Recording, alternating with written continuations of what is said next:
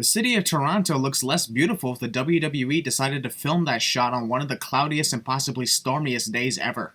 Glorious, glorious, glorious. You know, I would have removed a sin or two for this choir entrance if they said something other than just glorious. From some people's point of view, it looks like Bobby Roode is posing in a glorious fashion, but from the way some others have seen it, it looks like Bobby is flashing his gloriousness to the choir. Introducing first, at 235 pounds. You forgot to mention that Bobby's from Toronto, which is where we are tonight!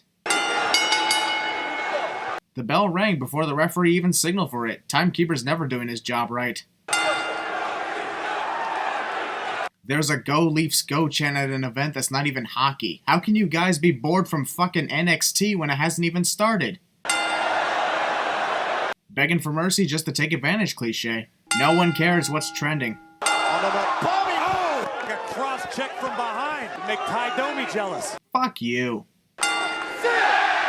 This is the most annoying thing I have ever seen out of the WWE crowd in both NXT and Survivor Series. It's not the singing after the song is over, it's the fact that Ty Dillinger has confused everyone into thinking you must say 10 at every count, from countouts to pinfalls. That's not how you count. Blame Ty and the crowd, not me, because this event got a perfect 10 amount of sins added. Tweets. Bobby Roode's not a liar. He's glorious, and he's in control right now. Corey, it is possible to be glorious and control and a liar at the same time.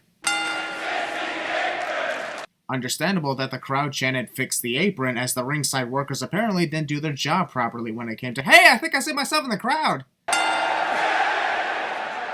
Bobby is just as annoyed with the crowd as I am. Great Canadians, Gretzky, Gordie Howe, Bobby Roode. Putting Bobby Roode in the same category as Wayne Gretzky and Gordie Howe is a sin on its own, because as glorious as Bobby is, he's nowhere near those guys. This matchup, super! That was a glorious plex. Glorious plex. Okay, thinking you won via submission when you didn't is one thing, but Bobby would have to be deaf to believe that he heard the referee's hand hit the mat a third time. While everybody is cheering and chanting NXT, there's that one guy in the very middle playing with his phone instead. Why is that a sin? Because who comes to wrestling events and pays big money for ringside seats just to play on their phones? And if you tell me he's likely tweeting, the sin is, why the fuck are you tweeting in the middle of a live experience? Bobby Roode replaced Justin Trudeau as Prime Minister of Canada. That's stupid. The following contest. The bell forgot to ring first. The fact that we have a cage suspending someone above the ring to prevent them from interfering in a match makes me wonder why WWE doesn't do this more often to prevent people from interfering. Now here we go, this is... Akam must like hitting invisible stomachs. What was Rezar's plan here? What was he planning with bringing Shane to the top of that tower? I know it turns into quite the moment with Shane's dive, but what was Rezar's plan? Rezar is climbing that structure. Ah, you fell over. That was awesome. Don't you guys agree? He's shouting instructions from 13 feet in the air. Why is Tom surprised that Paul is shouting instructions from above in the cage? Did he actually believe Paul would just stay up there like a happy camper? The idea of Mr. Riddle is that Mr. Ellering would have nothing to do with this match. Tom, there's nothing wrong with shouting instructions, and that's not what William Regal meant when he said Paul wouldn't get involved. He just can't get involved physically. Nothing wrong with coaching your team. I can see why Chris Jericho and Kevin Owens love picking on you so much. 16 teams beginning this tournament here tonight. Wait a minute, so 16 teams began the tournament tonight? I thought tonight was the finals. Oh, it's Shane Thorne! Shane is a dick to his own partner who took the most damage in that rope flip. The referee somehow didn't hear that Shane land in the ring. One like equals one prayer for the guy mercilessly killed by that chain. LOL.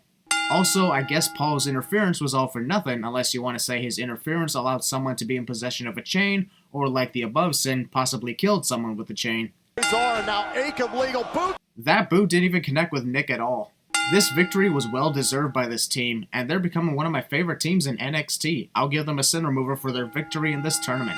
Later tonight, DIY. And by later tonight, I mean in the next 5 minutes. NXT Takeover is presented by... Skip! Champions, Scott Dawson. Did the ring announcer almost forget the names of the revival? That was quite the pause. The cameraman accidentally got kicked by Dash.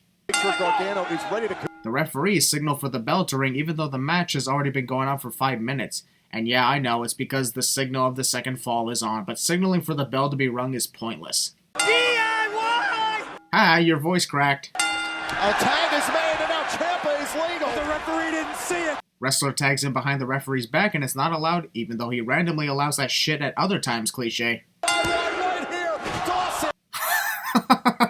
I can't stop laughing at the referee randomly doing a roll through after Scott kicked out just to tell the timekeeper that it was a 2 count. Dash just said, "I'm the best in the world." Clearly he has never heard of Chris Jericho and CM Punk. Into the armbar. Double submission. The referee is not trying to get the illegal man out of the ring. Instead, he is just ignoring them as if this is a no disqualification match. If anything, he should be doing the 5 count on Tommaso and Scott. Do your fucking job, you stupid idiot. Hold my hand, we go together to the very end. Hard-fought match, well-deserved victory, 15 sins removed. As much as I am happy to see Mickie James back in the WWE, and in my personal opinion they should have never let her go in the first place, I don't understand why she was immediately granted a title match. Not saying I hate that idea, I just don't understand why. If you wanted her to face Asuka, that's fine, but did it have to be for the championship? Title doesn't have to be on the line to make a great match. That is a shitload of Asuka masks. I love it!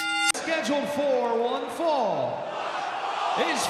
Okay, one thing I don't understand is why the fuck the fans shout one fall after the announcer says the following contest is scheduled for one fall. Like, what's so great about that? It's not catchy, it's stupid. I'm sorry, but a majority of this match is stare downs, mind games, and me wondering when the great action will begin. The fans are seriously singing the Hey Mickey song? Good lord, we haven't even gotten to Shinsuke Nakamura's entrance and these fans are already singing. More mind games? Gonna go get a beer. Be right back. That's literally what I said from my seat in the crowd at this point. Then realized that I should add that to the sin list. This is for the NXT Women's Champion. Wait, what? This match is for the women's champion? I thought the title was on the line. Now you're saying that Asuka is on the line? Asuka's got the crossface chicken wing in. Oh, she's got... Asuka wins by legitimately choking Mickie. That probably explains the sudden quick tap out. Watching Samoa Joe's entrance with a spotlight gives me flashbacks of Batista's entrances back in 2010.